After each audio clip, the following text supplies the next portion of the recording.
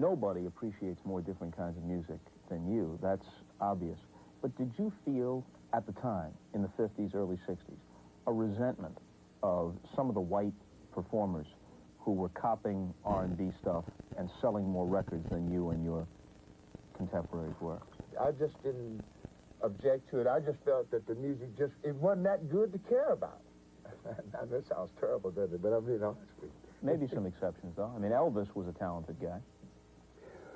Well, okay. Not necessarily. You know better than I. Yeah. Let me ask it differently. How good was Elvis? What Elvis did, he caused a lot of the populace, if you want it, and usually when people say populace, they usually mean white people, to start listening to a lot of music that normally they wouldn't have been listening to. I guess I'm going to lose at least about a third of my fans right now. But to say that Elvis was so great and so outstanding, like they say, he's the king. I got in trouble because one guy asked me this question, and I said the king of what, and he got mad at me. You see, I don't think of Elvis like that because I know too many artists that are far greater than Elvis. I think Elvis person came along at the right time, where he was a white kid that could do rock and roll or rhythm and blues or whatever name you want to call it, and the girls could swoon over him. Nat Cole got in trouble in Alabama when the women swooned over him. Got put out of town. And black people have been going out shaking their behind for centuries. And what the hell's unusual about that shaking the hips and stuff? And that's all Elvis was doing, was copying that.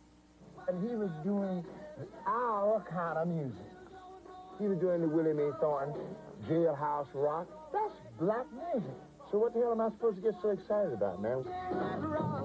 But I think all this stuff about saying he's the king and he's the... it's a piece of bunk. Sorry.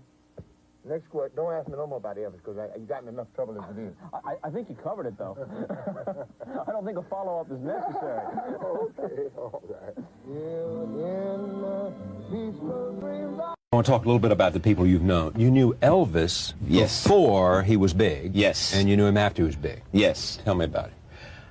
Elvis was very shy when I first met him. When I first met him, was it Sun Studio? Where was it? Sun Studio in Memphis there. Dewey Phillips was a disc jockey, and his brother Sam Phillips was on the station. So I used to go out to the studio, and my company that I worked for at the time would always contract Mr. Phillips to let us in any time that we had something to record. And usually Elvis would be there practicing a lot of times. He had several people, but at that time he was a handsome guy, good looking. I didn't think too much about his playing or singing. I mean, he was okay. Yeah, but I didn't see at that time what I saw later on.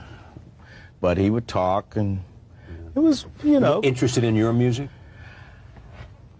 He would watch. He didn't ask questions a lot, but he would watch. Because sometimes. A lot of people, when they heard Elvis, thought he was black, didn't they? At first, yes. Yeah, they said he's playing black music. He's a white guy. Yeah, but see, at first he was playing more like rockabilly. He wasn't really getting into the things that he started to do later.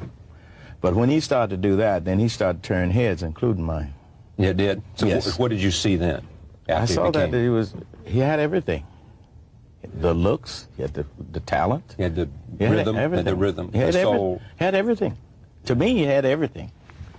You know, you started looking at the guys, God almighty, he's handsome, he's tall, he looks good, he can sing, he can play. He got a lot of women. Well, I didn't see, you know, I didn't see women disliking him, but he was just, I didn't see him